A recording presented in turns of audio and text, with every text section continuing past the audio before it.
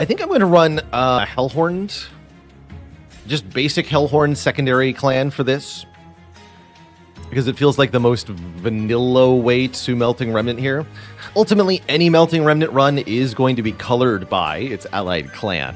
And this is going to affect the strategies you have available to you very widely. It's kind of hard to talk about one clan in isolation in Monster Train because you're never playing one clan in isolation. So, let's depart here and get into the basics of what is Melting Remnant and how do you make the Melting Remnant work in Monster Train. We've rolled some very Melting Remnant cards. We got 2 Moldeds here and a Votavary, very interesting cards to actually start with. This will kind of form a basis for our strategy, and a really good set of cards from our support clan. The vents here can hit backline enemies, which can be a weakness for the Melting Remnant. So, Melting Remnant's basic card are the Dregs. You'll have between 3 and 5 of these if your champion is Rector Flicker, depending on what Covenant level you're on. We're running on mid-Covenant for this run, as I'm replaying through this save file. And we also have added basic cards that do damage from our support clan, the Torches, as well as added Train Stewards. Generally speaking, I think the Melting Remnant do better with support clans that do not add unit cards to the deck. The Melting Remnant is all about controlling the number of units that are in your deck and making maximum effective use of them through the reform mechanic. Reformed units are returned to your hand after being defeated when you use a reform effect. They get a stat boost, plus 5 damage, plus 5 health, become 0 cost, and add burnout 1, meaning the unit will die after 1 turn. If the unit already has burnout, like these dregs do, then that burnout is extended upon being reformed. And these stat buffs are successive. So reform a unit 2 times, it'll have plus 10 and burnout 2. Reform it a 3rd time, plus 15 and burnout 3. The more times you can reform a unit, the higher the stat boosts can get. And there are some... this means that having your units die as Melting Remnant is not necessarily a bad thing. In fact, it may be something that you actively seek out on your runs. Exactly how true that is going to depend partially on what type of champ and what type of units you've got. Let's take a look at our champion here. Rector Flicker always has... all champs always have 3 upgrade lines, but you're offered a choice of 2 at the start of the game, so you have to be okay with at least taking 2 out of 3 options in your gameplay. We're offered either the high stats version of Rector Flicker. Burn Bright means that Rector Flicker has huge base stats, 50-50, but has himself burnout, so will perish after a set number of turns. We could use the molded cards to return Rector Flicker back to life with even more stat bonuses. Or we could go Dark Calling, which allows us to reform random units and give them additional stat buffs. I think the Dark Calling version of Rector Flicker is one of the best versions, and is something we could definitely make heavy use of here, as we can allow these drag units to be killed quite quickly, or even intentionally kill them ourselves, and then Rector Flicker will make them back again with bonus strength. Let's do that. Let's take Dark Calling. We'll often put Dark Calling Rector Flicker on the top row of the train, but there may be uses for the bottom row setup too. More on that in a minute. We also get offered guaranteed an artifact at the start of each run. You can pick artifact, then champ, or champ, then artifact. The ordering, either way you choose, that you'll have more information for the second pick. We get offered 2 very good artifacts at the start here, and I think Waxer Snuffer is going to really let us showcase the power of the Melting Remnant. This is a Melting Remnant unique artifact that doubles the Extinguish keyword on Remnant cards. There's quite a few different uses for this, and I can already envision some really juicy ones that we can abuse here. Particularly because we have this Votavary that we started with, which can be used to apply Endless to another creature. Oh yeah, I like where this is going. Wing and Steel is also quite good, drawing us essentially an extra card every turn.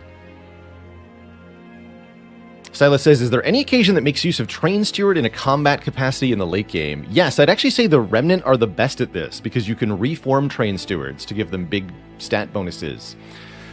Specifically, there is a relic, an artifact, that gives big combat bonuses to Train Stewards. I was actually wondering if we would see it here. Called the Advanced Prototype.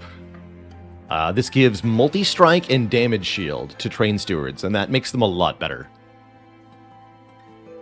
You can also upgrade the Train Stewards with the stuff from the Merchant of Steel. So give a Train Steward a multi-strike upgrade and a base stat upgrade, and then have the Advanced Prototype, and you're looking at something that like a 15 or 20 times 3 attack unit. It's pretty good. Got some really good options for this second artifact here. Conscription Notice gives us another unit alongside our champion, which can give us some more early game combat potential and is a good reform target. The Exploding Candle will deal damage to enemies when a burnout unit dies. That turns our dregs into an AoE bomb, which is very cool. Seems like it's going to be a lot of free damage. Or the Vapor Funnel will daze enemy units that hit to the Pyre Room. This essentially allows your Pyre to have the first hit, but gives -5 damage. I think we're taking the Exploding Candle here. It's another Melting Remnant exclusive relic, so kind of fits. When Flicker decided to help me unite the ring and build the rail, he lit a ceremonial candle to commemorate the event. Appropriately, the current state of the candle reflects the state of the covenant it was created to represent. Exploding. The Gathered Clergy. Lots of small enemy units. We should be able to kill these by and large with the Exploding Candle. So I am happy to take the trial here. Every non-major boss combat in Monster Train will offer one of these, an additional challenge for an additional reward. In particular, unit drafts are very, very valuable early in a Monster Train run, so definitely worth taking some damage. Does the Snuffer cause the Exploding Candle to go off twice? I don't think so. Good question, though. Very good question. So, I've got lots of high damage enemies here.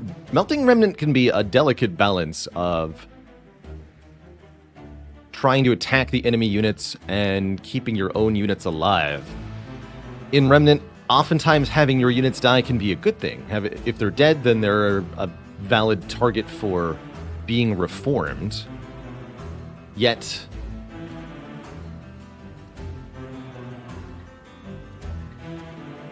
if they're dead, then they can't do damage to the enemies, and that means that the enemies may just waltz up to your pyre and kill you. It's really easy to accidentally, with this clan, end up in a state where all your units have wiped and the enemies just waltz up to your pyre and you lose before you draw the cards that can bring your units back.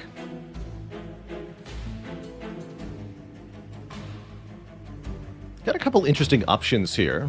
We didn't draw any of our Dreg units or our vents that would allow me to deal with this floor, but we do have this Votavary, which says extinguish, draw one. Oh my goodness, I didn't realize. Yeah, that's right. Okay, so this unit, I actually want to play this up top here for a couple of reasons. The draw effect when it dies is an extinguish keyword, so that's actually doubled. This unit now draws 2 when it dies. We could let it get killed by enemies at the end of the turn, but we can kill it faster if we target it with a torch. In Monster Train, many of your cards can target either enemies or friendly units, and there are valid reasons to apply negative effects to your own units, such as this one here. Getting 2 more Train Stewards, actually not what I wanted, but that's okay. And now we're guaranteed to draw that Votavary again next turn. I think we want to put the Train Stewards on the bottom to get butchered. That way we can start reforming them. Why did we kill it on the top floor instead of the bottom? Now I'm able to play Rector Flicker on the top floor, And we don't have Ember Drain on Rector Flicker. Our Covenant 10 penalty. Apply Ember Drain 1 to the first unit played on the top floor each turn. This is a penalty that normally punishes you for deploying your units up top, but you can bypass that if you have units to sacrifice, like so. So we want these Train Stewards to die. Why? So that Rector Flicker can start to reform them. Note that the floors in Monster Train resolve in order from top to bottom. So the top floor will occur, and Rector Flicker will reform, then the middle, then the bottom, which means that Rector Flicker can't reform units that die on lower floors than himself until the turn after, but can reform units that die on the same turn instantly. So we've got our exploding candles ready here. If we put a dreg down, this should cause, once the dreg dies, everything on the floor should die, right? So we just put a dreg here. Kaboom. We put a dreg here. Kaboom. We even have units to reform, but we'll let Rector Flicker do that. And I guess we'll put the Votavary here so that we can draw 2 as well. We can play Vent, but I have no good reason to do that, so I won't. We just want the exploding candle to kill everything here. Kerblam! That's cool. That's cool.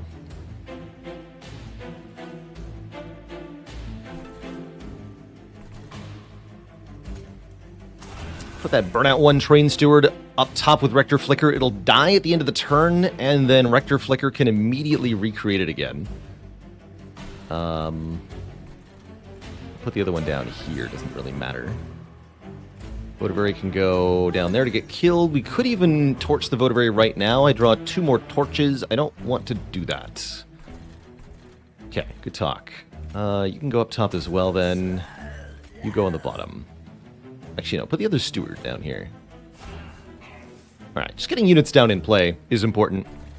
Units that are in play are no longer in the draw pile or the deck, so your second draw through, if you've been diligent in playing your units, will be a much more limited set of cards. Here comes the boss with nasty minions. Vent will easily kill these clergymen for us, and we can use our mighty Train Steward to do some damage to the boss. Defeating the boss's Melting Remnant can be quite tricky. Your units often have burnout and high combat stats, which mean that you have a limited number of rounds for your units to attack, and that can, the boss's high health may make it so that your units simply run out of fuel before anything really happens.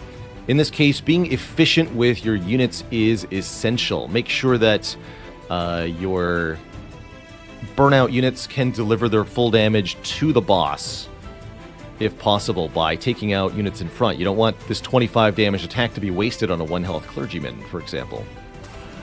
Let's see, you go here. And we can also reform this dreg if we want. Rector Flicker is going to recreate 2 of the units. We should reform 1 then. Let's reform you. Put you on this floor as well. And then, pow. So the boss will actually take quite a bit here. 2 hits from the Train Steward, which then burns out, and a bunch of supplementary damage from this guy in the back here. Exploding Candle will also do a little bit of damage. Let's slow down these animations a little bit so people can see the Remnant style boss dealings adequately here. Alright, put the Steward in front again. That hugely boosted damage is the power of Rector Flicker here. Just making sure we're always getting a whole bunch of units that can do a whole bunch of damage. Once the boss is down, it's all over. Bye, Magic Fish. What is the Melting Remnant's favorite action thriller movie? John Wick. So, we've got some interesting options here as far as card scouts. Our Melting Remnant card pick. And all 3 of these cards have some utility in a burnout style deck here. Resident removal. Remove all debuff effects from friendly units and all buff effects from enemy units. That could be quite powerful. Debuff, I believe... Burnout is not a debuff. No, Burnout is yellow, so it's a status. Debuffs are only red effects that go on units. So stuff like... Ember Drain is removed by resin removal. Sap is removed by resin removal. Dazed. But yeah, it does not remove Burnout. There is a separate card for the Wax clan that will remove Burnout. Hollow Drippings is your go-to card if you want to extend the life of your Burnout units. If we had taken Burn Bright, Rector, Flicker, this would be incredible here, for example, because we could add Burnout 5 and just keep the Burnout going. This is for when you want your units to not die, and then instead, so that you don't have to reform them. Or Wicklash here. Apply plus 10 attack power and Burnout 2 to a friendly unit. So extend its Burnout by 2 and give it more damage. I like that this can scale the attack power of a unit, and once the unit dies and is reformed, it'll keep that attack power boost from Wicklash. I'm thinking Wicklash here is quite good. Let's take a Wicklash. The Seraph we're fighting is the Sap Applying Seraph. So resin removal could be nice for that. You can apply Burnout to Votivary. That's kind of cool.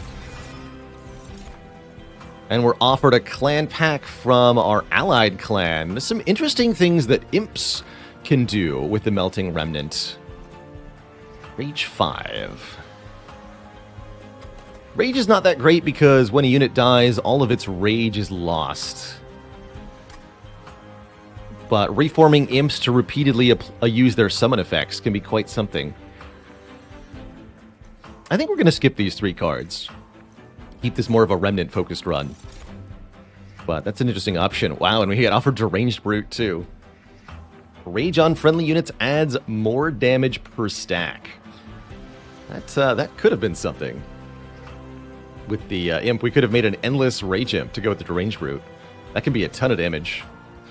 Horned Warrior adds multi-strike. Interestingly, the infusion of the Horned Warrior adds the Fragile keyword, which means the unit is killed if it ever takes any amount of damage. And right now my mind is racing with possibilities, because Fragile on a Remnant card actually might be a really cool thing. I want to try that. Honestly, the Horned Warrior on its own is just a really good reform target. It's a cheap unit with multi-strike, high damage, and low base health. So it's already like a Melting Remnant card innately. Dies more easy equals easier to reform. That's exactly right. You're reading my mind here. So, do you go Melting Merchant of Magic or Merchant of Steel as the Remnant? I think the Remnant, more than the other clans, really likes getting unit upgrades, particularly multi-strike, but even just distributing small value upgrades onto the units that you're reforming, like the Dregs, can be really valuable to give them a bit more combat stats. It's nice to have one tanky unit that you can put in front to tank some hits in certain situations, for example. Just one Dreg with plus 25 health. Getting discounts on spells can be very valuable. I'd love these molded to be 0 cost, and we can reliably get that at the Merchant of Magic.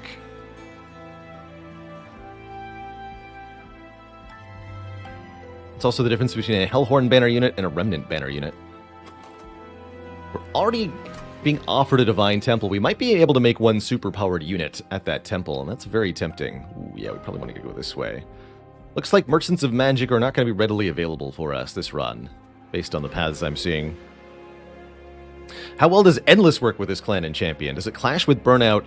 Not necessarily. Sometimes they're synergistic, particularly Super Awesome Coffee with a Upgrade Stone. I don't know what it's called, actually. Let's see if... I think it's a Wick Stone. Let's see if the Merchant of Steel has one here. No, but it does have a Frenzy Stone. Okay.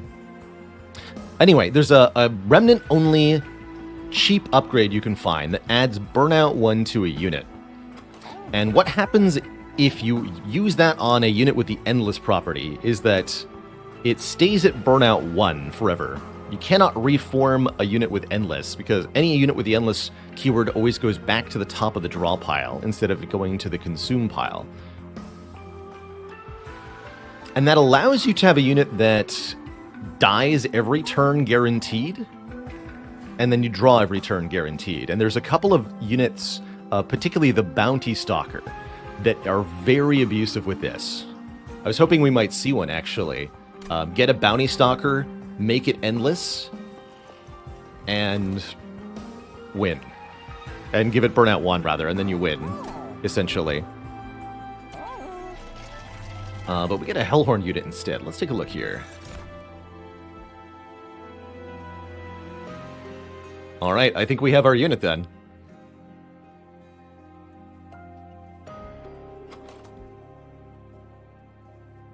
Alright. Let's do this.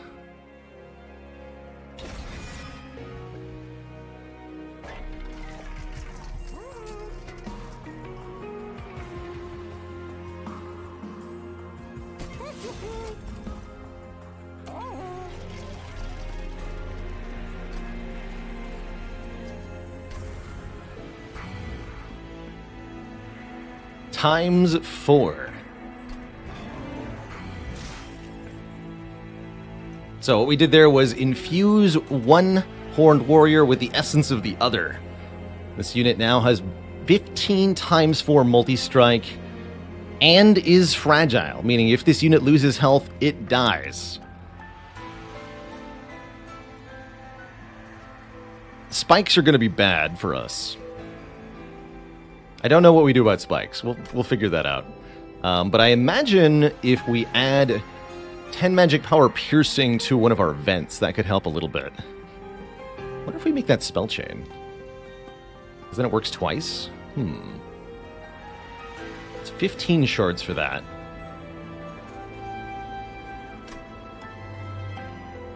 Truestone Twinstone in vent is quite something.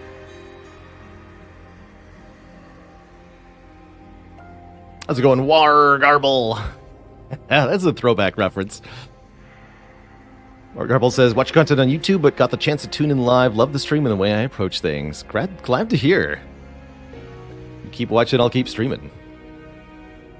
Yeah, we definitely want to put Piercing on Vent. I don't think I want to do Spell Chain on that Vent. That just seems like too many shards to pay for what we're getting there. But having one vent with the plus 10 spell power and piercing is great. That means even if we pay 0 energy for it, it does 10 piercing damage to a whole floor of enemies.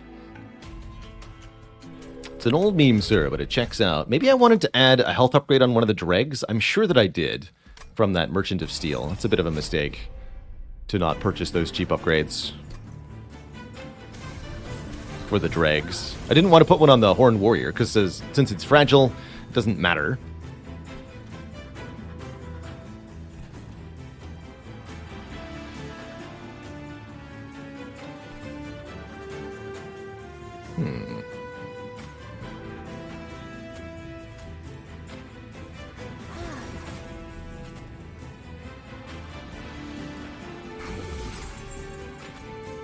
Oops, I got the Horned Warrior killed. Uh-oh. How clumsy. We should kill one of these as well, and... oh yeah, one of them actually gets to the pyre. That's fine, that's fine. And then nuke this floor. So, the Horned Warrior dies, but... Rector Flicker will immediately recreate it. With even better combat stats.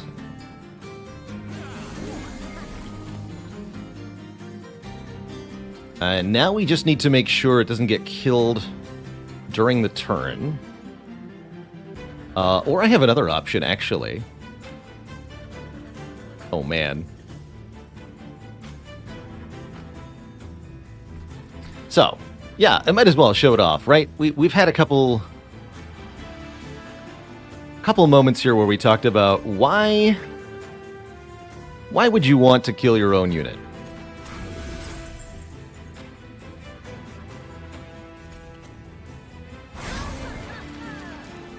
And the answer is 1, because they explode, and 2, so that you can reform it immediately with even better stats.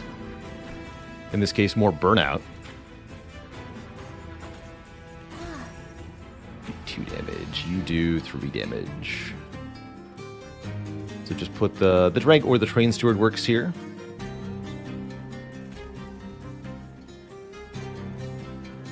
And then I can play Wicklash too. Make it 40 by 4. Now, how do we give it quick? That would help a lot, wouldn't it? Quick would be... We do have another upgrade slot on this thing. Quick would really make it a lot more viable.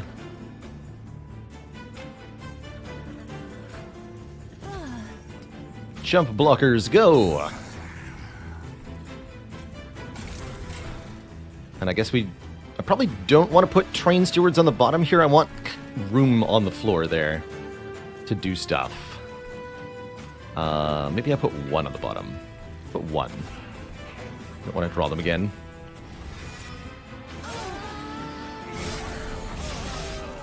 Wow, he just devastates everything. Oh no, the boss has spikes! The boss has spikes. What do? He dies instantly upon being struck.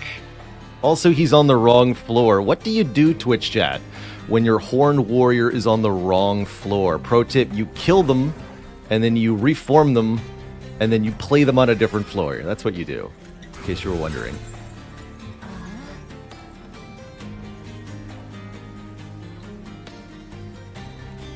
And then you kill the nerds in the back with a piercing spell. Even if the Horned Warrior can only strike once per floor, though, he will show off his power.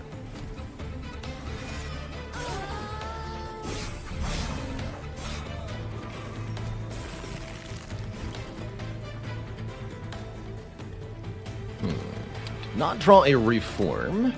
However, our other units can whittle away at this boss, too. Don't forget, we have other stuff. I might also play the Votivary and torch it for another draw 2 here. Hopefully you're getting played.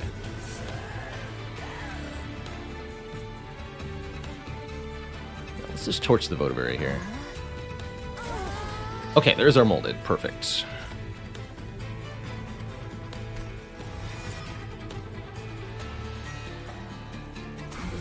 That'll do another 50-ish damage.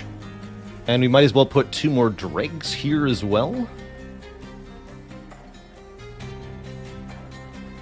They'll die to the spikes, but they'll do 9 damage each. Actually, 9 plus 5 damage each. Yeah, those are good.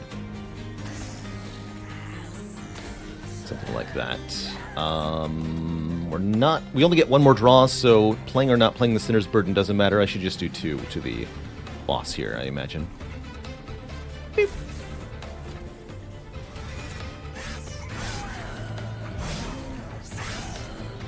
Exploding Candle really going to town there.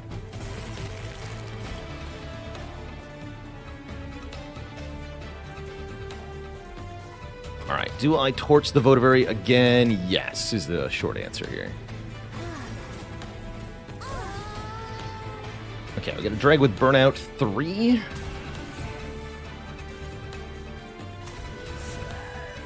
And that's enough. Cool, let's stop playing cards then. That's just enough to beat the boss. But definitely showcasing our weakness to spikes on the Horned Warrior there. Ghost, thanks for 14 months of support. Okay, here's some powerful options. Molten Casement and Entombed Explosive are very good candidates to make Endless here. Both have an Extinguish effect. The Molten Casement applies stealth to our units, making it so that our units can't be attacked. Stealth could be a good combo with the very fragile Horned Warrior. Alternately, the explosive one does 100 damage, 50 times 2, to the front enemy unit whenever it dies. Both are pretty good here. I actually don't know which one I would prefer.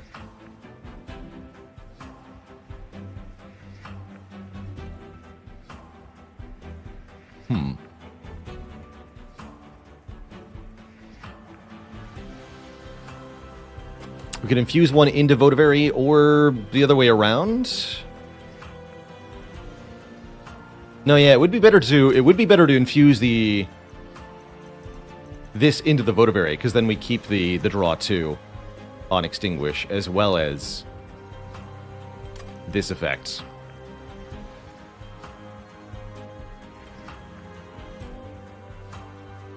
In which case, it doesn't matter whether we're using the one we mastered or not.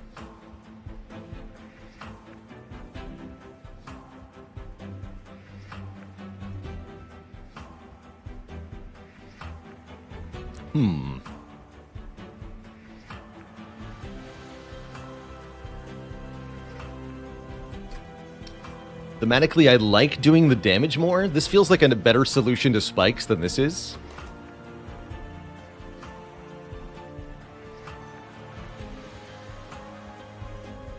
This is a better solution to sweep, but sweep's not really an issue, is it? Well, actually, it kind of is.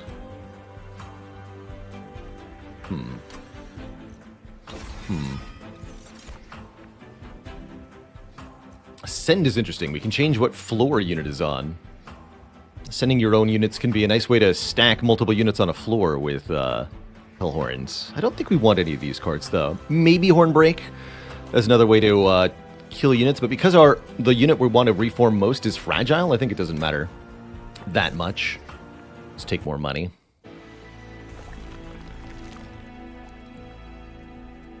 This deck would really start to benefit from removing cards now. One of the best things a Remnant deck can do is get control over its unit pool, its reform pool. Getting rid of your Train Stewards can be one of the first steps in doing that, but just removing as many cards as possible is really important. For this reason, the Melting Remnant better than any other clan scale with money. And to that effect, they actually have a couple of units that can make money for them. Are we going to go double Horned Warrior here? We certainly are. Yeah, we're going to double this Horned Warrior. So we should try to get this Horned Warrior upgraded with another upgrade before I duplicate it at the Hellvent here. Getting one powerful unit and then making more copies of it is absolutely one of the best things you can do in a Monster Train run. Doubly so, I think, in a Remnant run.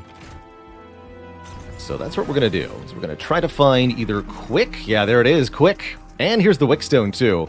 This is what I was talking about. Apply Burnout 1. Our Votavary can now be Burnout 1, so it automatically dies at the end of every turn, and now also explodes when it dies.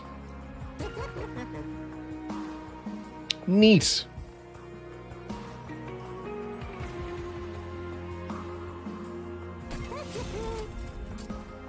And this Horned Warrior will strike before enemies can.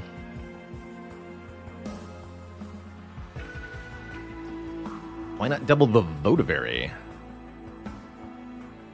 That's actually, now that it has the Burnout Stone, that's actually not bad to double the Votavary.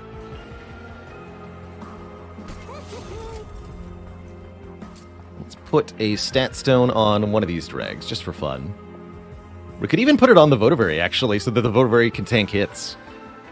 That's another interesting possibility. Sure, why not? Because it has Burnout 1, it's never not going to die. Guess that prevents me from killing it with my spells. I can't torch it anymore. But I already couldn't, because it was now a 6/6 with the Burnout Stone. So that's fine. Do I want to pay 60 for a reroll? I don't think that I do.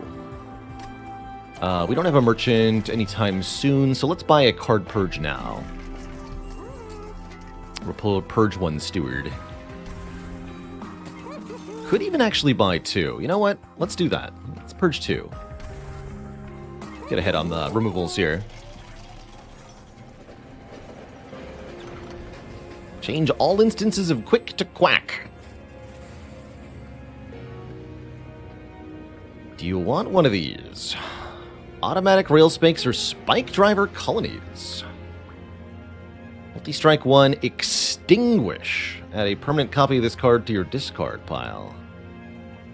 Man, won't be able to upgrade these, but Spike Driver Colonies are interesting with Remnant for sure. These are great reform targets and very small capacity units. Let's have a look-see here.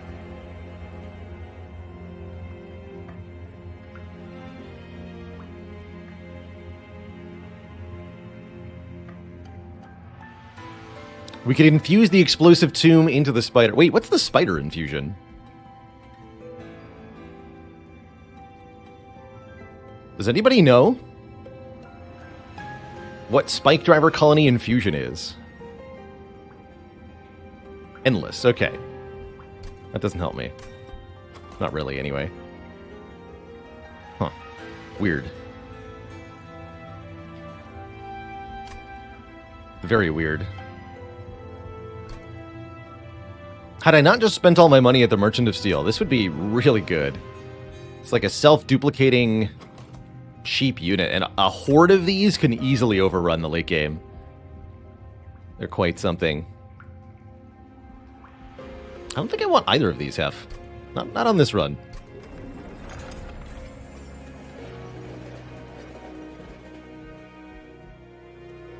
The double to duplication's kind of interesting, though. We could have gotten a lot of spiders in the deck. Let's just say it that way.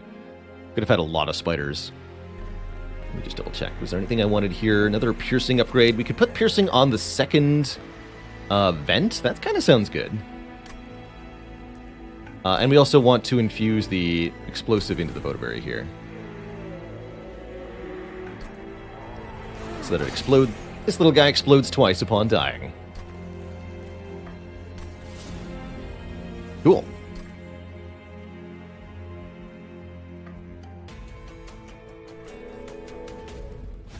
So our first major boss here, Talos the Architect. We've taken a ton of shards, but it's made us very, very, very, very strong. I think we can get a so-called flying kill, an early kill on the boss here if we are diligent.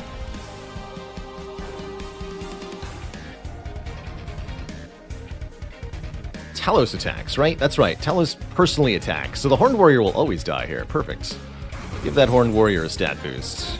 Just chunk through these foes and then get killed by the boss directly. Why don't you? Let's put Flicker on top? Question mark? We could actually go Flicker in the middle this run. Let's do that. Flicker in the middle. It's cute.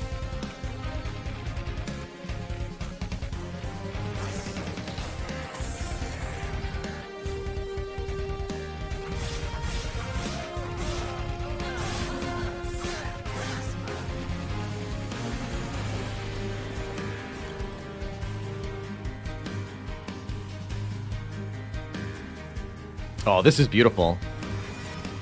The Horned Warrior hits Talos for 120 damage. Then Talos kills the Horned Warrior. Then Rector Flicker reforms the Horned Warrior instantly. Beautiful. Just beautiful. Why is there still a Train Steward in the deck?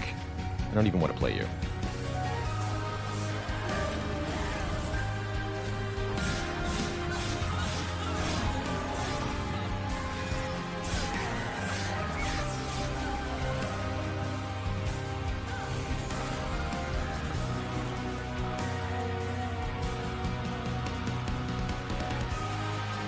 Play the Horned Warrior, kill the Horned Warrior, reform the Horned Warrior, play the Horned Warrior. Horned Warrior does damage to Talos. Talos kills the Horned Warrior. Rector Flicker reforms the Horned Warrior. Wow. Just ridiculous. Here, you two have fun with Votiberry.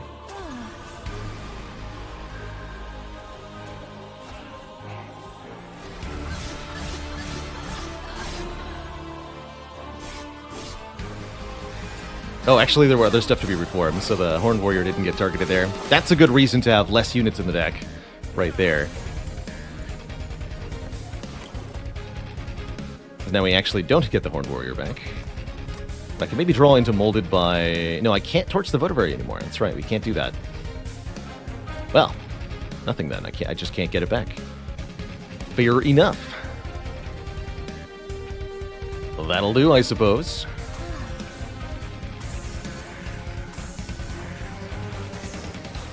Have fun exploding down there.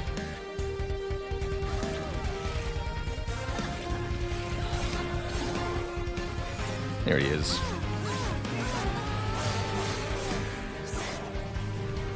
waves of suicide units doing a beautiful job overall. Get back in there, Horned Warrior. I bid thee be alive. I bid thee be dead. I bid thee be alive again. 60 times 4. Put you in front. You. Die. Have more damage, sir. You also die. Look at that damage output.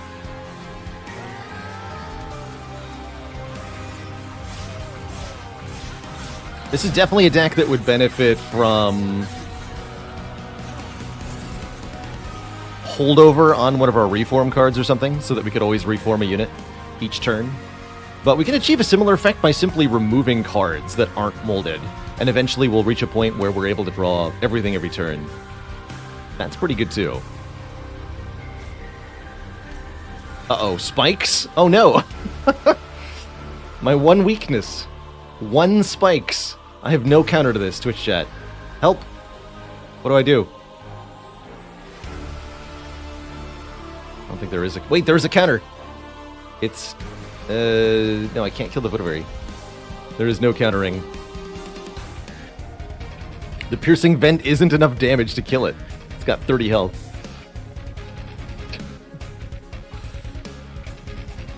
It's not enough.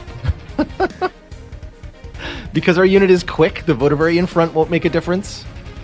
Because the Votary has too much health, I can't torch the Votary. But like, yes, sure, we can do all the things. Like, and then play the vent, and then but he still die. He still die. Good news is the boss also died to the Votary. Beautiful. Beautiful. There's the Remnant card. Hallowed Hall says kill friendly units. One's on the floor, to be clear. And then reform random units to this floor until it exceeds its capacity. So kill all of the units that you have, and then make a whole bunch of new stuff. It is quite the card. It's all about just getting your units reformed more. And it is definitely going to help in this deck for a variety of reasons. Works with the Endless Votary, gets these dregs and better yet the Horned Warriors reformed additional times. It's beautiful. We're offered a unit draft. We probably don't need any more units here. These Baron-style units with the Harvest keyword. Bonus stats whenever a unit on its floor dies. Can be very nice with self-kill you stuff. But overall, I don't think we need much of this. Alpha Fiend would have been really nice for the Horned Warrior, actually. Scale the damage up every time it attacks. With multi-striking units, each strike gives you a damage boost. But overall, I don't think we need this. I don't need any more. No, we're just going to make a second Horned Warrior, and everything will be good. So the real question is, do we want more floor space, more card draw, or more Ember? I'm feeling like we want more card draw so that we can get these molded into our hand more reliably.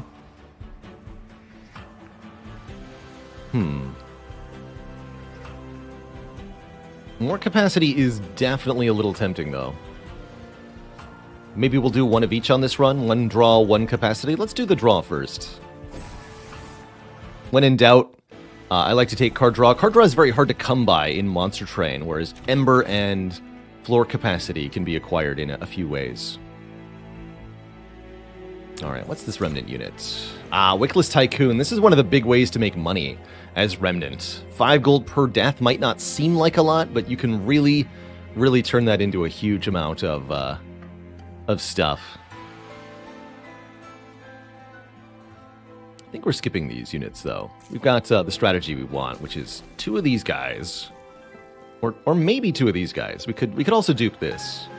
Double Votary gives us double explosions. But I really like the attack scaling on these warriors. I want to double down on them.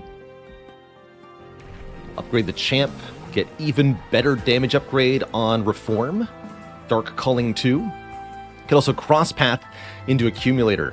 After every major boss, you can either upgrade the property your champ already has, or cross path into one of the other 2 upgrade paths, resulting in a whole bunch of different types of champ you can ultimately have. Not quite sure how many total possibilities there are with that matrix, but it's quite a lot. Like I said, Remnant scales best with money, so I'm considering taking this extra cash here. Not sure which way I go next floor. When in doubt, remove 2, but Merchant of Magic looking really appealing at the moment. That's a Merchant of Steel. Okay. Yeah, I'll take this cash. Puts us over 100 shards, which means our enemies are going to be extra spicy-like. Non-boss units heal all health. That's one of the nastiest trials. However, we have a lot of fire health, so I think we can make one decent mistake, and I also think these Horned Warriors are going to be really good at just killing our foes here. And when in doubt, the Votavary can deal with other stuff, too. My only concern might be... Wait, this thing's the Porcupine. This boss has thorns, doesn't it? Well, the trial won't make the boss any harder or easier, I guess.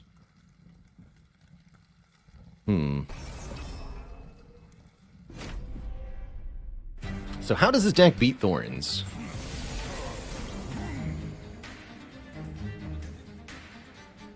Yes.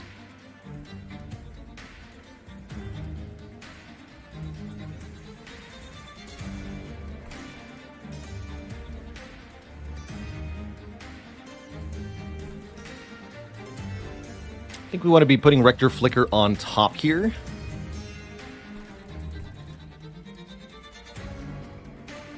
And we want our Horned Warrior to go to town immediately.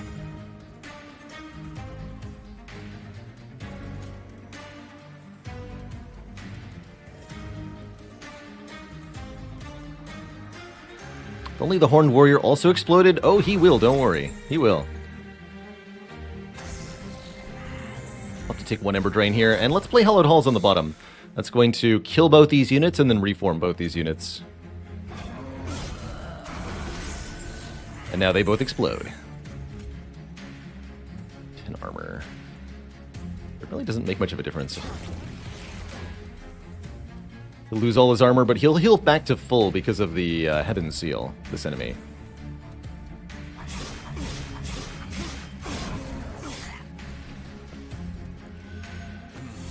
Oh, that guy's even tougher. Yikes. 170 health. A superpowered Clipped Guardian. But we can deal with that. We actually can deal with that, believe it or not.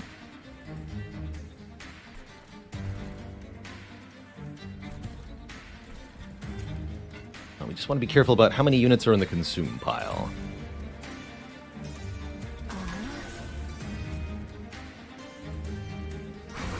Alright, that kills that guy. Let's give you some more damage. Let's play Vent down here. I want to play these dregs? I suppose I will.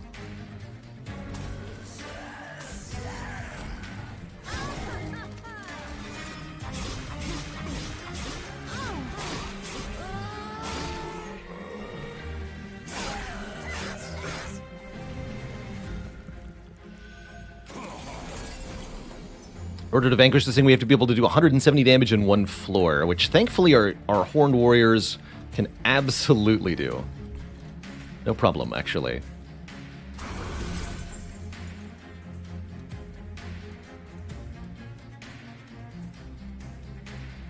Right, let's reform you again.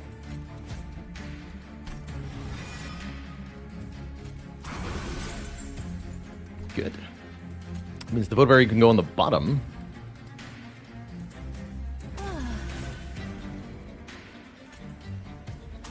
Allows us to kill this Clipped Defender. I want to shoot any of my own units with a torch? No, let's not do that.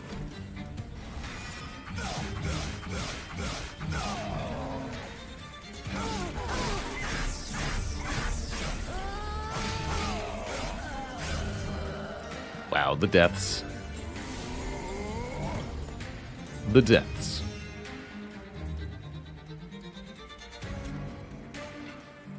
So, 95 health to that guy. He's already dying. Cool. Good. This floor is getting wiped out. We're way ahead on damage here. It's a good sign. It's a very good sign. I'll return this drag so that the Horned Warrior gets returned by Rector Flicker here. I suppose. You have more damage, please.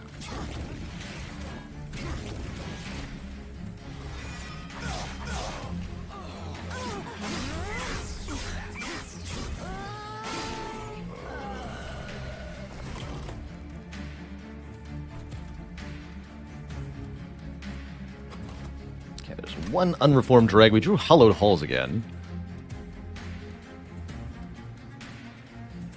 Let's get some beef down here then. You only have Burnout 1, dude?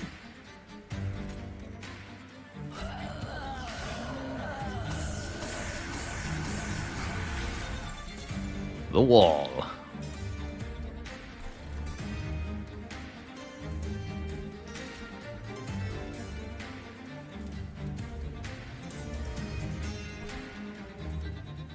Could kill this and let Rector Flicker reform it. Seems kind of reasonable.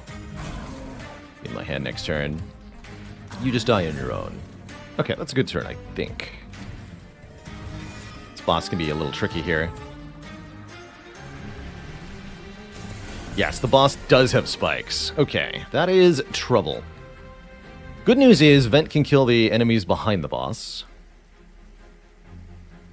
And I drew Double Torch Molded, so that's kind of nice. But ultimately, the boss having spikes means we can only hit the boss one time with our Horned Warriors here. Another option is kill the Horned Warrior, put the Votiberry down. It's actually not a bad idea. Yeah. Make room. Make room. You're only doing 45 damage, right? Votiberry can do more than that. 322. There we go. That's a good sign.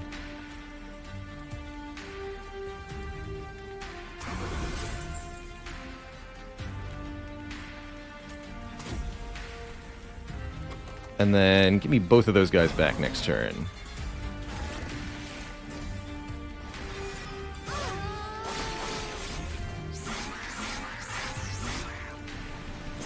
So that even if we didn't have this one super-powered multi-striking unit, we have this, like, wave of basic units with reforms to fall back on, as well as kind of relic damage here, and that can whittle the boss down for us, even if the Horned Warriors can't get the job done. And I assure you, they can. Here, that already is enough, but let's see what Hallowed Halls changes.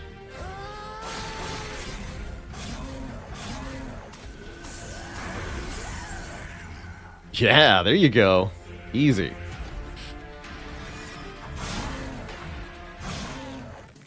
As they die. Having your own units die, not so bad. That's the power of Remnant. 40 additional health on the pyres what we get for doing that hot nonsense. I love it. We chonky now. Crushing Demise. Kill a random non-boss enemy unit. Kill a random friendly unit.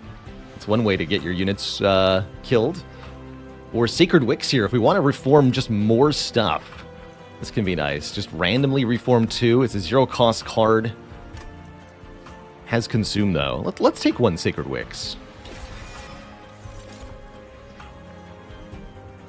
Inferno. Deal 100 damage to friendly and enemy units. That's another way to get your own units killed. Is just nuke them with Inferno. Other clans don't like doing that. Remnant says, actually, it kind of wanted that to happen anyway.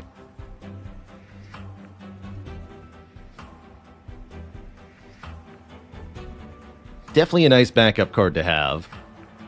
Armor could be a way to deal with spikes, too. Yes, this would stop spikes.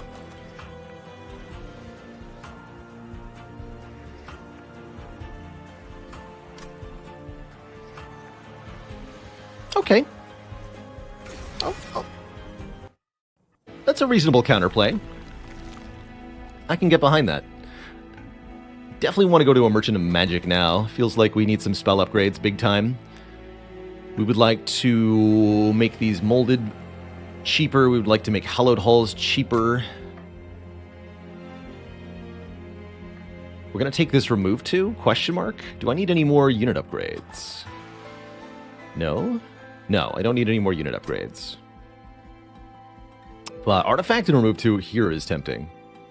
I do think 75 gold in the event will be better. Let's go this way. Let's see what the Divine Temple has first. Yeah, I was hoping we'd see -2 cost, value stone. That's very good on either hallowed halls. No, that's just very good on hallowed halls. That could potentially make 0 cost holdover hallowed halls, depending on what the Merchant of Magic has. Double stack. Do we have anything that works with double stack? We could make 50 armor. Alloy of the Ancients. That's worth thinking about. I mean, if we want armor, we want a lot of it, so that we can survive the spikes.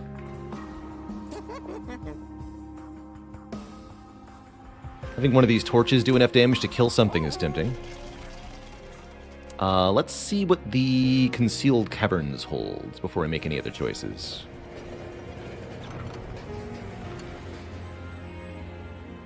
Retain on the armor card. That makes sense, too.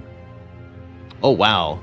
An iceberg looms large over the Bone Shaker, illuminated by the light creeping into the cavern. You can see a figure inside, trapped. Witness the false prophet, forger of the Rail and the Covenant, now damned and broken. He must have been a prisoner of the Winged, poor soul. The remains of his tools are frozen nearby. Perhaps he can help you even in death. Lore-wise, this is the corpse of Herzl, Titan and author of the Monster Train logbook that we're trying to fill out. You can either take the Rail Forger's Hammer. My time has come to an end. Hell fades into the cold as the Covenant and Rail are no longer intact. The Bone Shaker is ready to take Hell and its champions through the wasteland and succeed where I have failed. May this hammer serve as a reminder of the peace that could exist and the promise that can be forged again.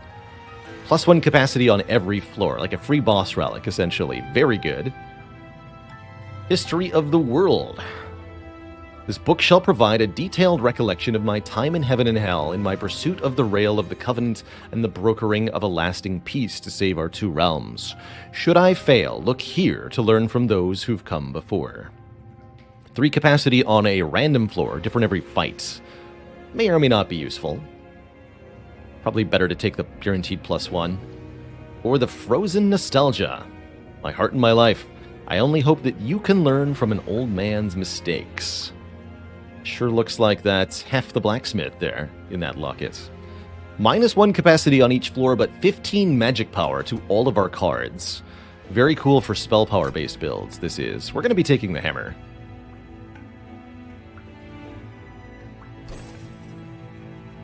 You're able to melt the ice enough to retrieve the hammer. Its stolid make gives you a calming assurance of the trials ahead. You leave the man behind, false prophet or not. You have a feeling he's helped Hell more than you know. And yeah, now we can just take another card draw up and feel really good about that.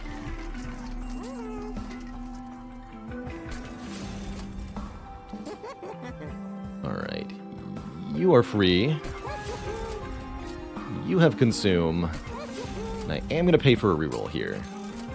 Permafrost. Okay. We said we wanted Permafrost on Alloy of the Ancients for our Thorns protection. Here it is. Permafrost, 2 cost, armor 50.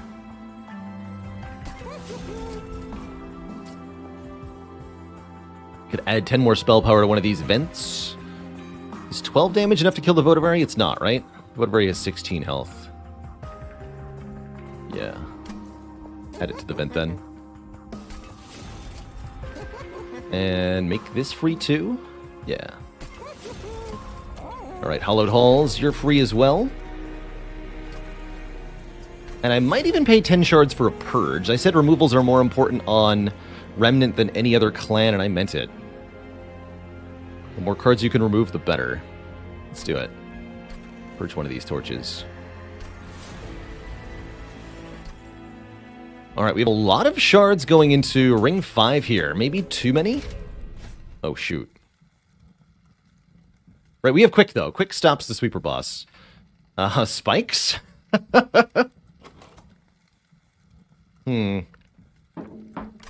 Any spikers? I have 147 pyre health. Yeah, and we have the Alloy of the Ancients. I think we can do this. I think it's the smarter play to not do it, but I think we can do it. So we're gonna do it.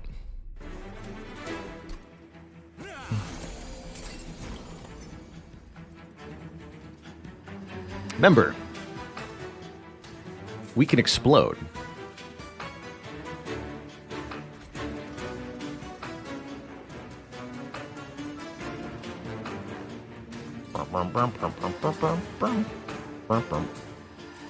Huh.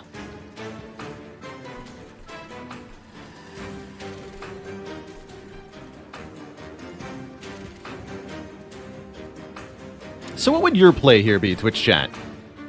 I've decided what I want to do on this turn. I think it's kind of a non-obvious play. Extract, thanks for the 3 months of support. Much love to you. Yeah, Spike's bringing our units back faster because they'll die more is actually not necessarily a bottom Thor. Build the bottom floor, kill all, champ on top. Yeah, that makes sense. That's a very valid play. Because they'll explode.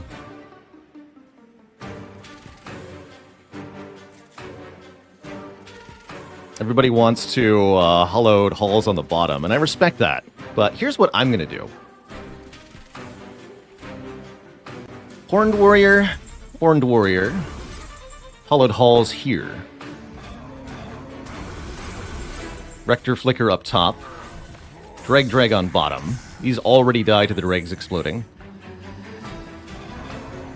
We instantly reform the Horned Warriors with Rector Flicker this way.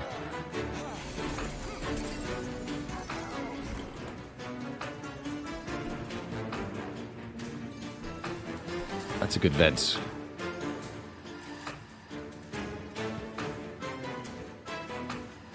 Uh-oh. Uh-oh.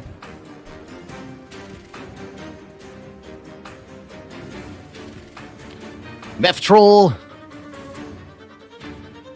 What is Rector Flicker's favorite period from Earth history? The Reformation.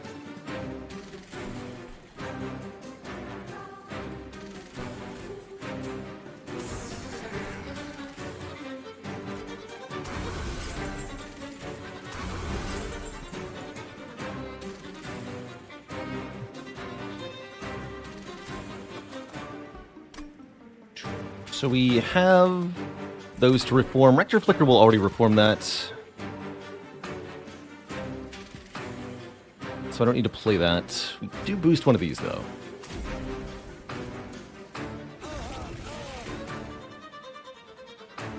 Okay.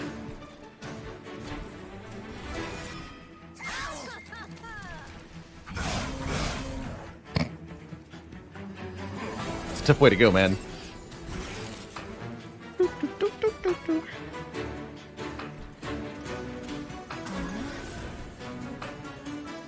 Could use the armor here, but let's keep it in hand.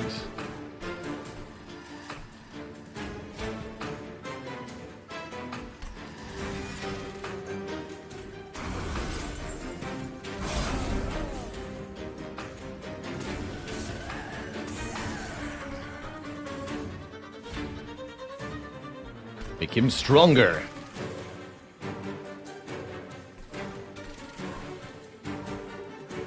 But then still kill him.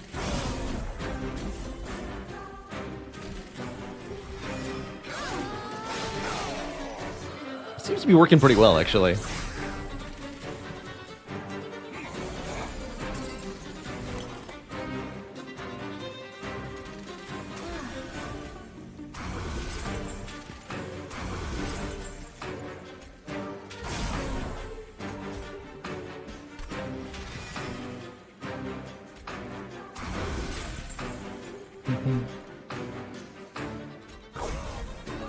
Nuke that nerd. Nuke these nerds too. Actually, do I want to nuke these nerds? I don't think so, right? This is currently wiping the floor and killing the Horned Warriors. That seems ideal, actually. Just let it happen.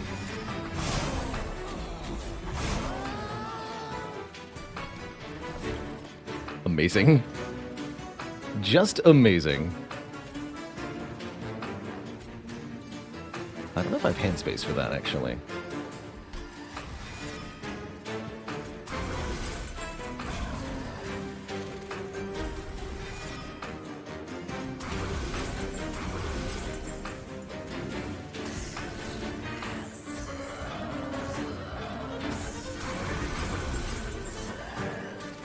They're beautiful.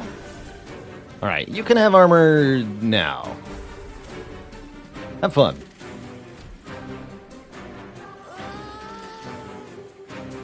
Remember, this is a sweeper boss, so... yeah. And we're already winning. Actually, the armor putting in all the work here. Making a big difference. We definitely don't want to hollowed halls, as that would remove the armor now. So let's just play the vent. Kill the nerds, and win.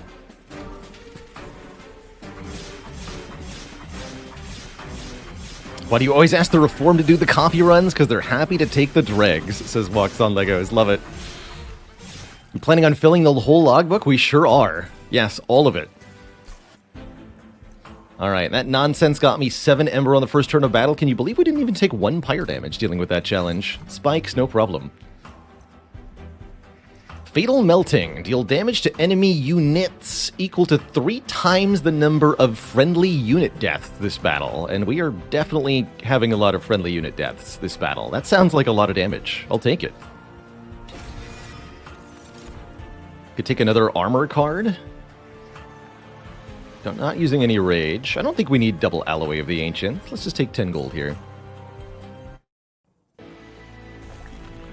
And we definitely want to keep visiting the Merchant of Magic. We also want to keep removing cards.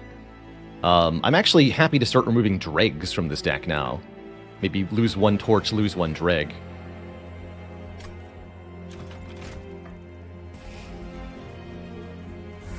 Sounds good.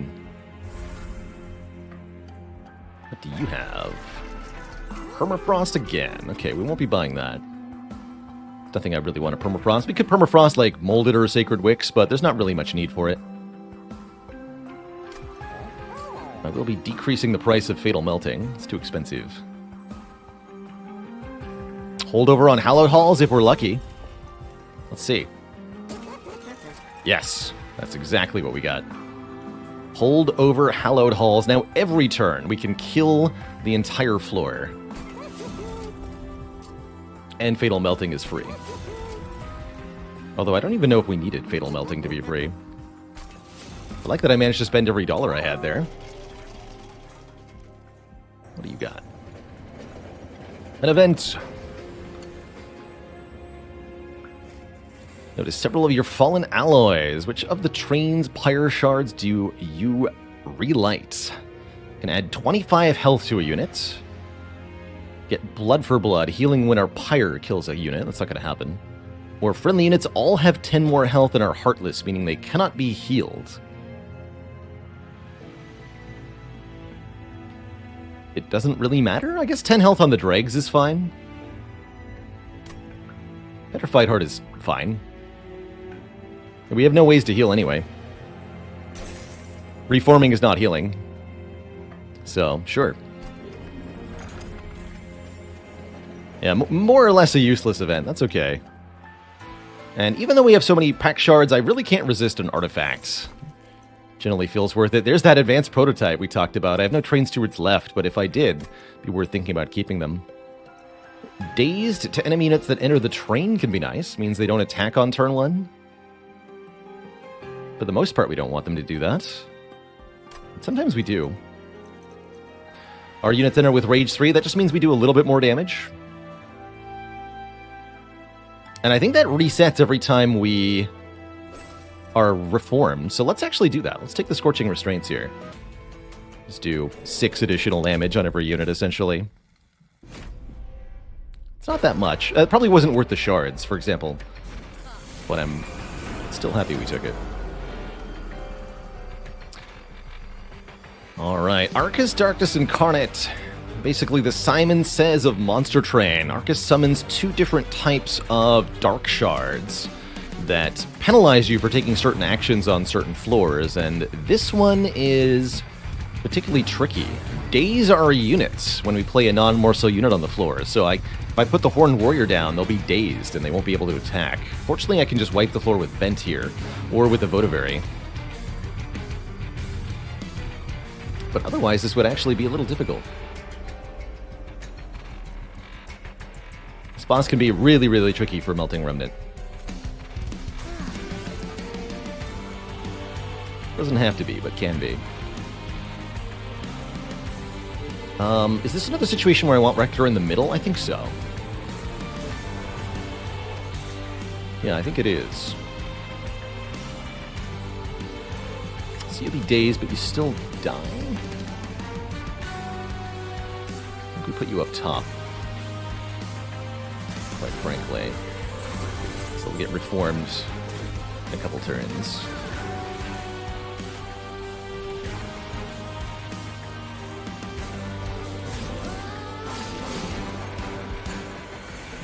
We just want to make sure we're always killing these Absolvers. So if one of our units dies on the floor, we get a penalty. That's the real tricky one here. I can put the Votavary down, but we'll get cursed.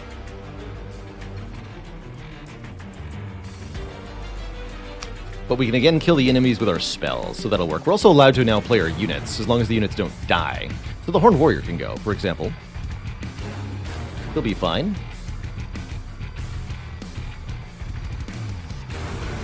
He's allowed.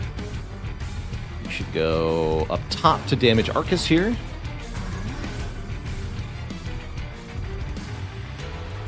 Nothing to reform. This is already dying, so we might as well do extra damage to Arcus.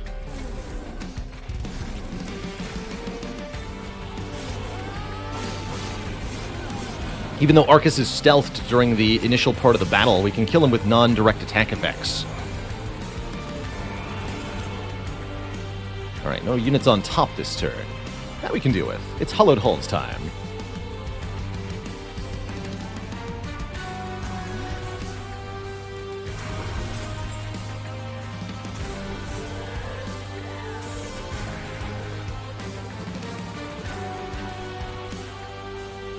So let's torch you.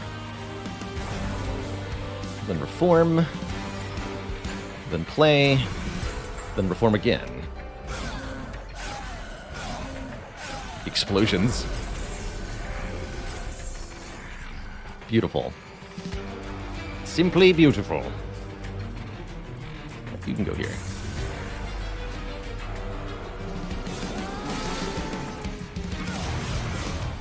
You mean no more cards to draw? Oh, from the Rector Flicker, that's right. Okay. I was a little worried for a second. Fatal Melting up to 30 damage. Seems pretty decent. Putting Votavary up top, or is there something else I can do?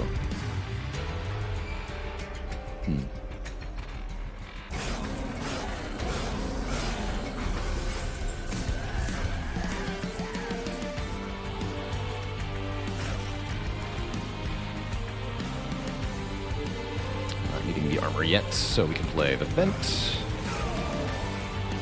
That damage, though. Unfortunately, none of this can actually target Arcus. Kind of sad.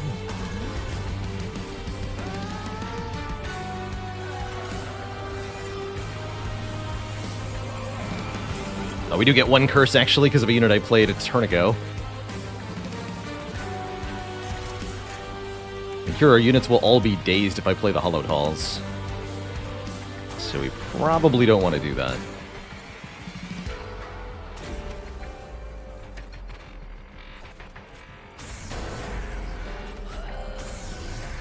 Make sure we play the Hollowed Halls so it's still on top of the deck next turn.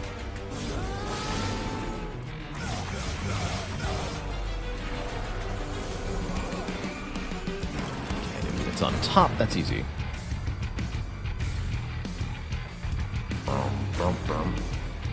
Occurred to me that I consumed all the torches in the deck. Now I can't kill my own units. I guess that's not a problem because of Hollowed Halls. Hollowed Halls does all the killing for me. It works. Not dying, are you, buddy? No, you're not. Good. 66 damage.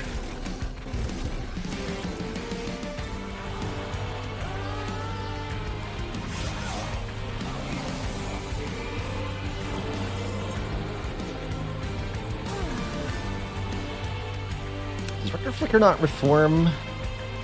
No, he doesn't if he's dazed. Interesting.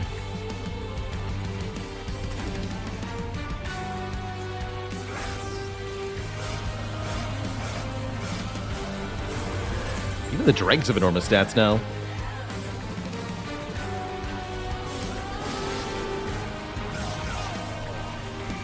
Alright, here's Arcus for realsies. Still has 3 stacks of stealth as a consequence of all of the shards we've accumulated. And 39 attack power, meaning he cleaves through 1 unit per hit. Ouch. It's actually quite bad.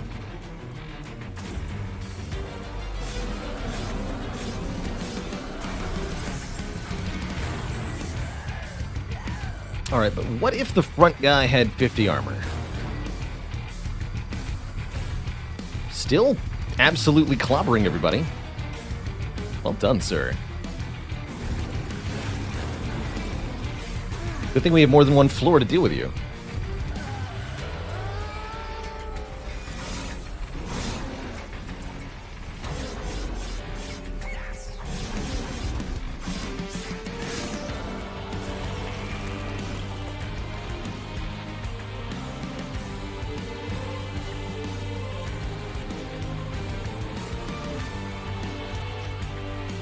A 100 times 4.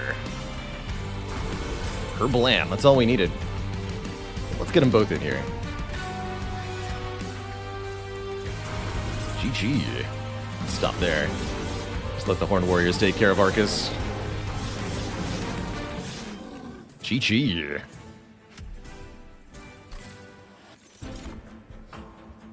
Apply Endless to a unit of our choice is the Remnant Pact. Interesting. Don't particularly want to make any units endless. Maybe making Rector Flicker endless could have some interesting possibilities, but overall these feel pretty skippable. Yeah, it's not bad on Rector Flicker, I agree with that. Might be nice for the Last Divinity, specifically. Or if I want to do like some aggro plays and put Rector Flicker on the bottom. Seems to me like that often won't work. Although Sweep Last Divinity is a thing I do have to worry about.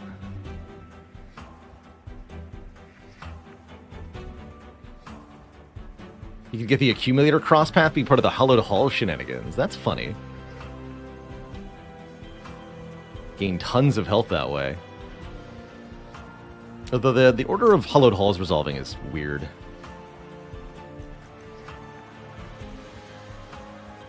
We can also just, if he dies, we can just regularly reform him, right? We have Molded and Hallowed Halls and stuff.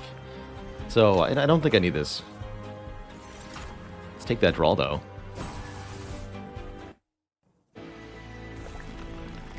Remove 2 dupe.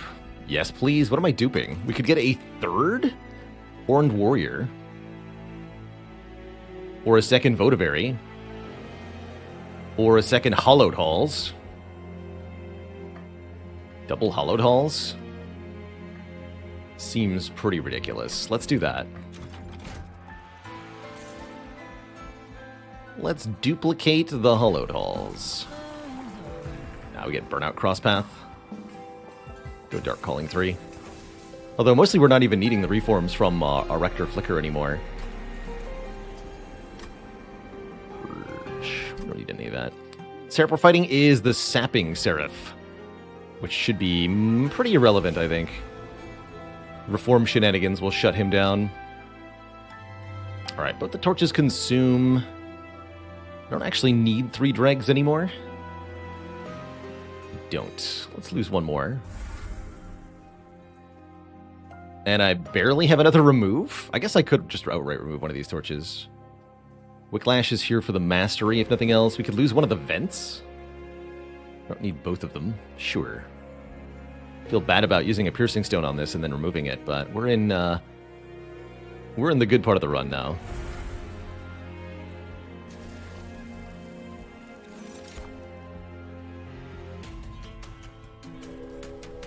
Smithy, thanks for 11 months of support. massive multi-strike Seraph. Oh, I wouldn't be worried about that. Seraph is not going to get to attack us. Even one time. He's going to be very dead.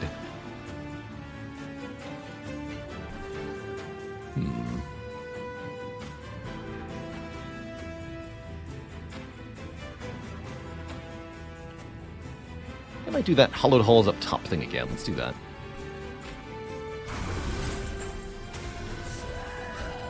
Skips the burnout too.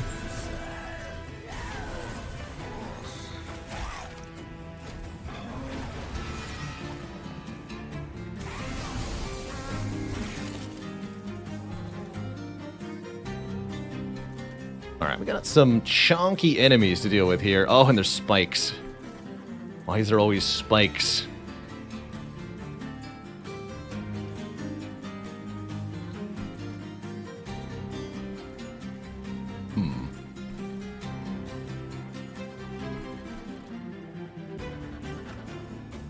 And spell shield, yeah, that's pretty spooky. Fortunately, we have the armor in hand, so I can deal with that.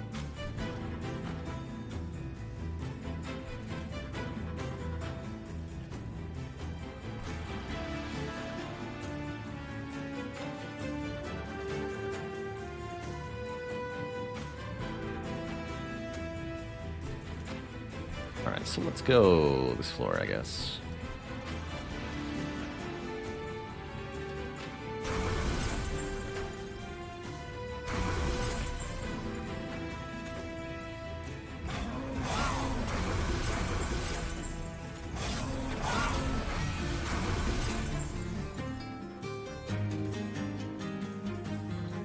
Times 4, so we'll kill that thing.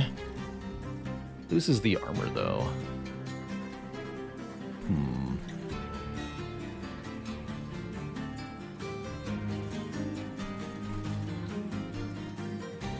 Tricky. I could just do this.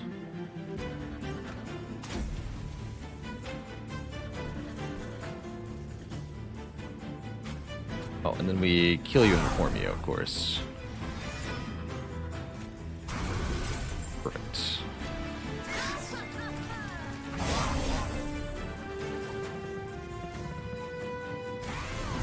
Referee, thanks for the tier 1 sub. Welcome to the Cozy Sip Club.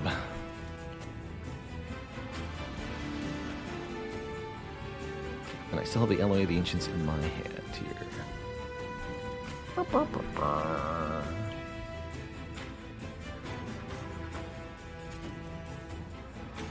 You go here, you go here. You come here.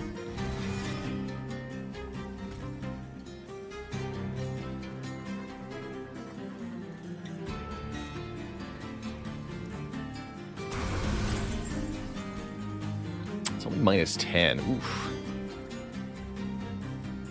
But that's before the armor, of course.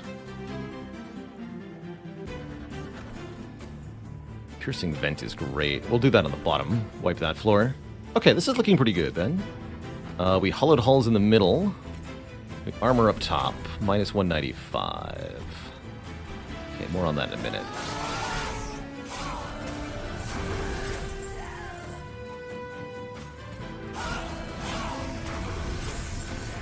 Good. You're dead. You're almost dead.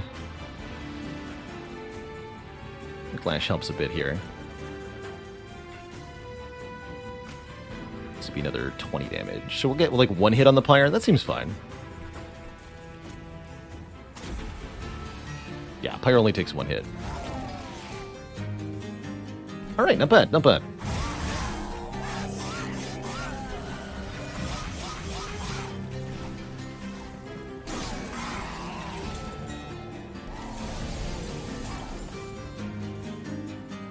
That worked out okay.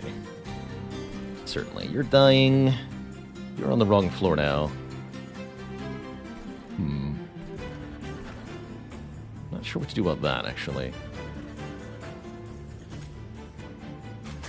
Guess this is just fine.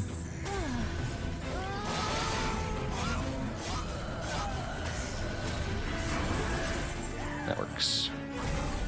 Oh, wait, that's right, you have armor. Foolish. Don't know what I thought I was doing there. Lol. Just ignore me. Just ignore me.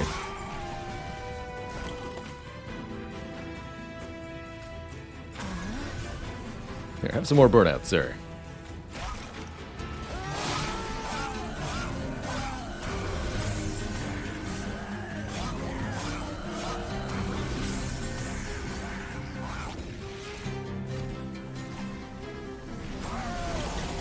Alright, here's our super-powered boss. 74 times 2 attack power. Yikes. Okay, now we need to reform. See, here's the problem. I can't actually reposition to the bottom. I don't think it's going to matter much, though. My sincerest hope.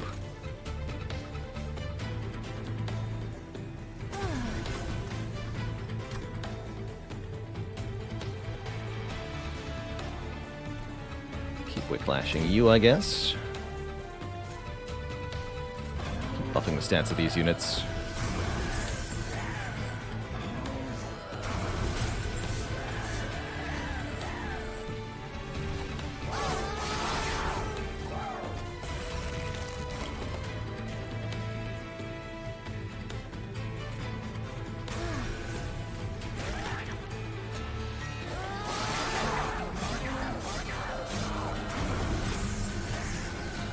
There's some damage.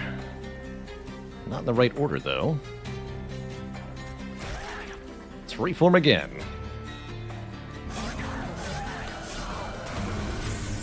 Still in front. Bummer. We would have preferred you not be in front. Still pretty good damage, though. We should be able to kill the boss on top before it can hit us. Just with the sheer damage output of the quick.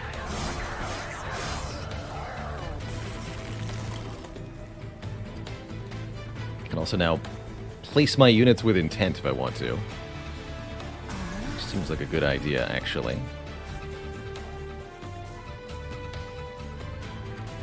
Although, maybe it wasn't. Actually, this seems fine, right? Burnout 13, Heart, let's just put it in the back. Okay, that's a win, so I'm not going to play any more cards, because I know that this can go quite badly if I reform and we get the exact wrong order or something, so let's just take our win. Killed by the Votavary, GG. Thanks for the money. Deal damage to the front enemy unit equal to 10 times the number of friendly unit deaths this battle. That's actually pretty cool in this deck. Let's add it. Or 1 energy for each friendly unit death, but we have nothing to spend that Ember on, other than Vent, which is only 2 damage per Ember. Super not worth it. Return a random consumed spell to your hand. Ooh. That's actually kind of cool. We can get back our torches or our sacred wicks or the alloy of the ancients with that. Give me that. And since we can reform the imp over and over again, we can continue to return cards over and over again. Do I want to Hellvent, or do I want to go to the Merchant of Magic again? There's not that much to upgrade at the Merchant of Magic. Most of the spells are pretty well sorted here. And I don't have that many removals that are good either, so let's go to the Merchant of Steel. Get back to almost full health here. Could make a big imp. Let's see what the Merchant of Trinkets has. Armor 5, 5 more health, or the Golden Vault. Lose money instead of taking damage to the Pyre. That could be fun. Not very good against the Last Divinity boss, though. I'm just going to reroll these. No Rage Decay. Summon abilities trigger an additional time. So we get 2 returned consumed spells from the Imp. Let's do that.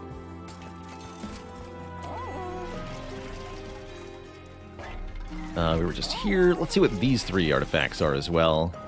More Burnout. Plus 3 stacks of Burnout. That's not actually necessarily a good thing. Sketches would summon 4 units in the middle floor on turn 1. That actually saves us the trouble of having to draw them. That seems very good. Although we might start with the Imp in play.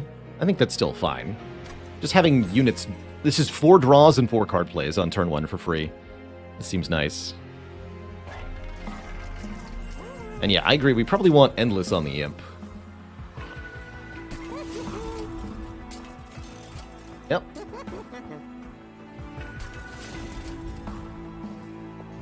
That's an Endless Imp. Yeah, Votivary with Burnout 4 would be bad, too. So what do we duplicate? We could duplicate the Alloy of the Ancients. We could get a 3rd Hallowed Halls.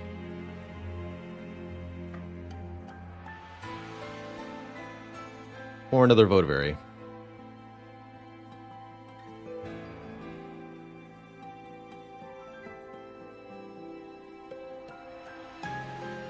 Second Votivary seems pretty good, actually. Let's dupe that little guy. He's cute.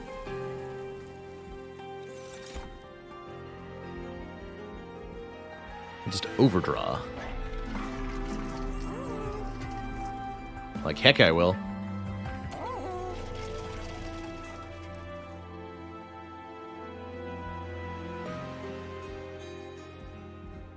I'm going to buy a trinket to Firewall, I guess, is... no Rage Decay, sure. These are both basically the same.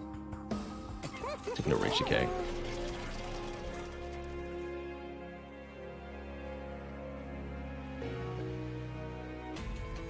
Yeah, it won't clog the reform pool. That's right, we won't be reforming the Imp anymore.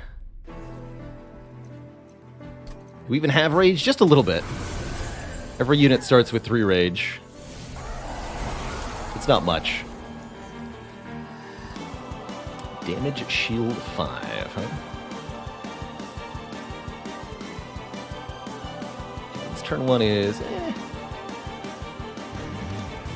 leaves a little bit to be desired.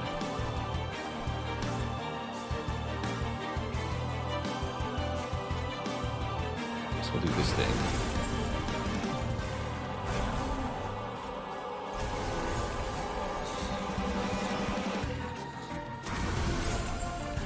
Kill you and reposition you as well if I wish. Or we can kill the Imp Scholar. Doesn't seem that helpful. It'll get killed by Hallowed Halls.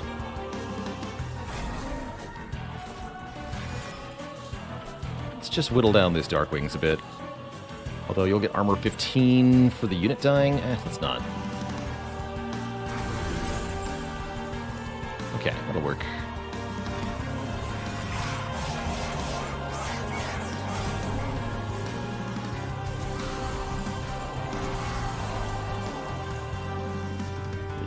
Votivary. No Hallowed Halls yet. Huh. Okay.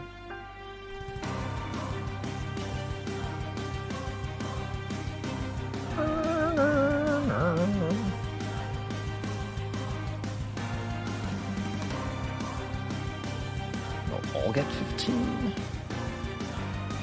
They die of the explosion, right? Looks pretty good. We could get back that Horned Warrior. I suppose that'd be nice. For that card. Boost this one, play the vent.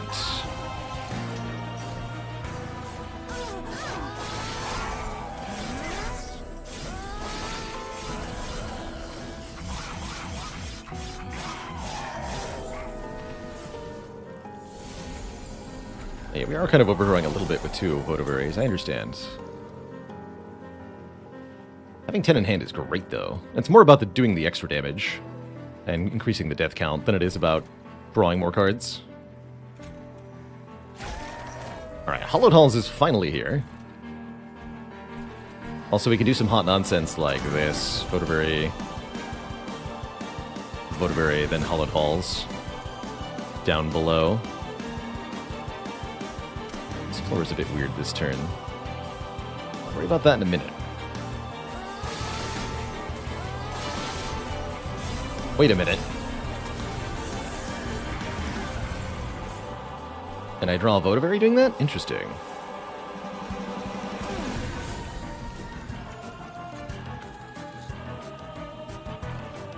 Very interesting.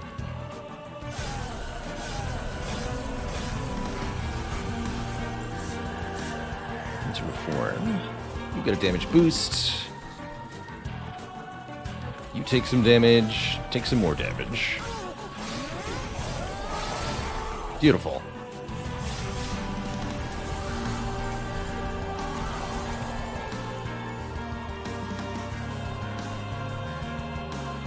I think the other Votary is on top of the deck somehow? No? Where'd it go? Oh, there it is. Okay, they're both in my hand. Confused for a minute. 51 damage. No, let's just do the thingy here. We should be able to do a lot of damage to Seraph on the bottom floor this turn. The power.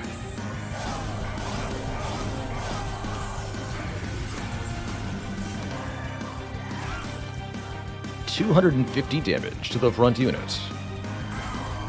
Blam. Here, you guys go here, I guess. We haven't actually had that imp die. I guess I could just use Hollowed Halls to kill it if I ever need the crits back.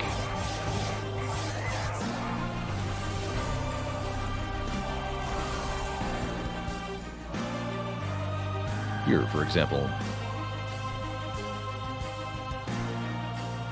Sure.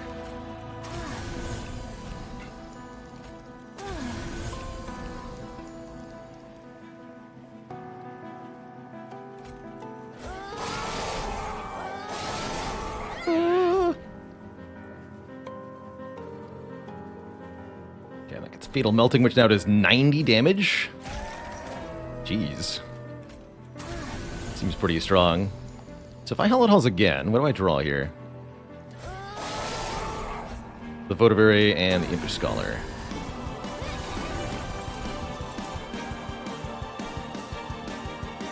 Interesting.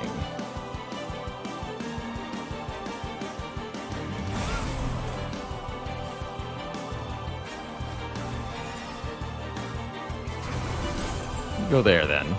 Have some more damage. And blap the bottom. Can we infinite with the Halls and Votaries? That's what I'm trying to figure out, if there's a way to do that. We might need to remove some more cards. But we're, like, really close to that actually happening. Pretty wild. That would let us just kill everything on turn 1 forever. But I think we just have too many cards for that to actually quite work. Alas.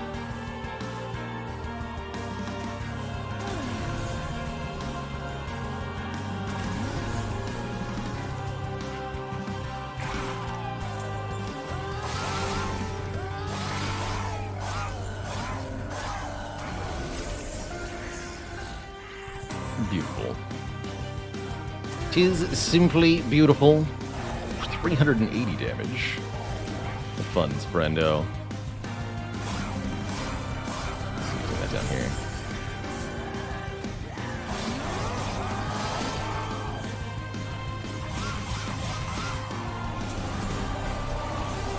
Seraph's almost out of health. Fatal Melting now just wipes the floor. Practically. The power.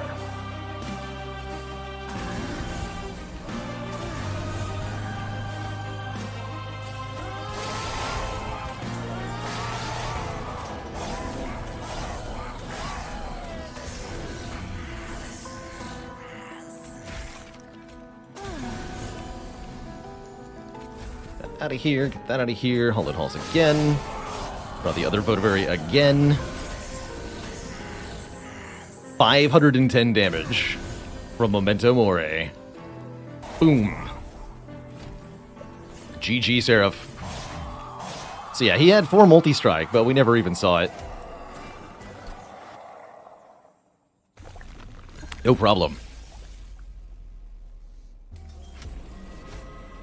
Sacrificial Resurrection to reduce deck size? That could have worked there to go infinite. Alright, Last Divinity exists on every floor at the same time, which can make him a little tricky. I love that we got both Votaries in play on turn 1, though. It seems particularly absurd. So the top floor has Sweep, meaning it hits all of our units. That's particularly tricky for Remnant. but I think we might be able to work with it, quite frankly. Actually, it allows the... Because the Horned Warriors are quick, what'll happen is if we put Rector Flicker up top, the Horned Warriors will attack, then get killed, then be instantly reformed. That's actually amazing. I want that. That's what I want. That is definitely what I want. Alright, so Rector Flicker up top.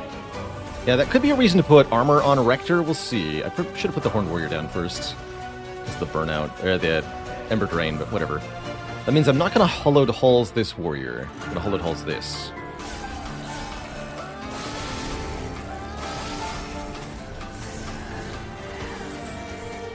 Cool.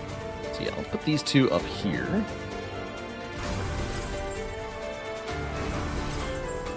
You can even kill one and reform it. Might as well.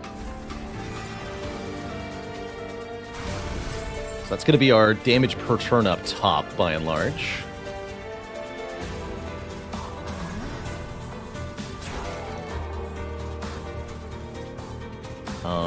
And yeah, we put the armor on Flicker? Sure, why not?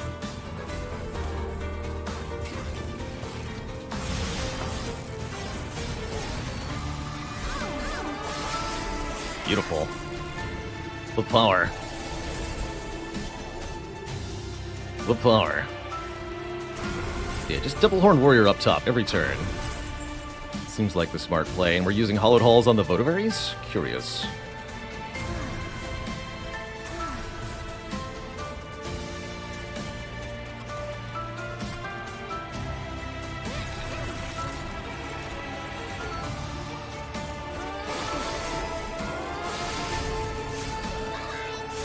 Bye-bye.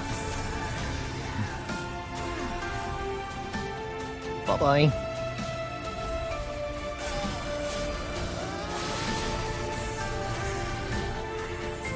Fun.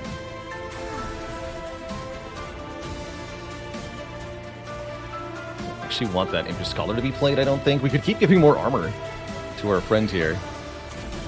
It's cute.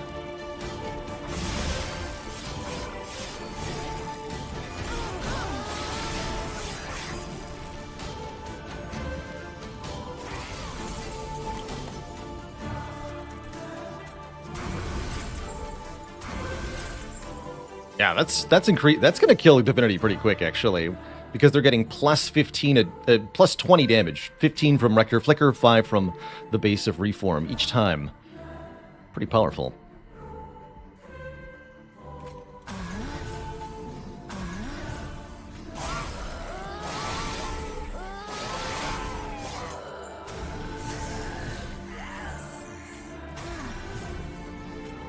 Nice. And now this is already doing 230 damage.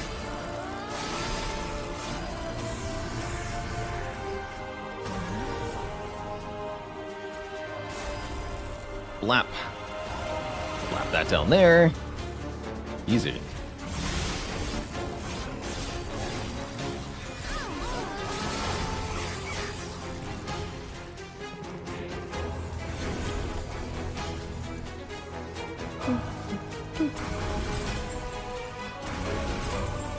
Nice. 774. I'm counting.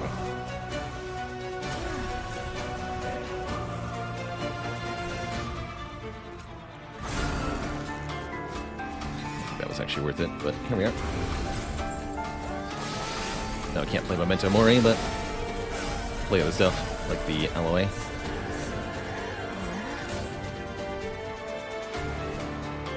I have another one of these.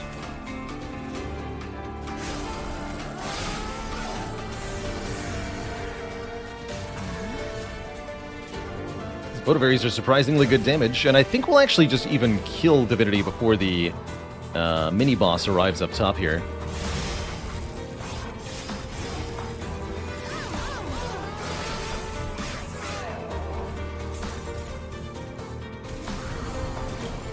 Spelling is hard. Why do angels not like coffee? They prefer divinity. Thanks for those points. GG. That's one dead divinity.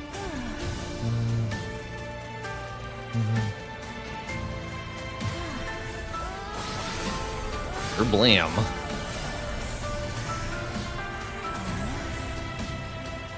Didn't get Memento Mori up as high as previously, unfortunately, but that was a really cool run. No refunds, only reforms. More horns. GG! Hey there, if you enjoyed that video, watch this one next. And before you go, join us on Twitch and watch live. I'm there 5 days a week playing Slay the Spire, answering questions, and chilling with the community. Click the link in the description to follow right now. Ta-ta for now.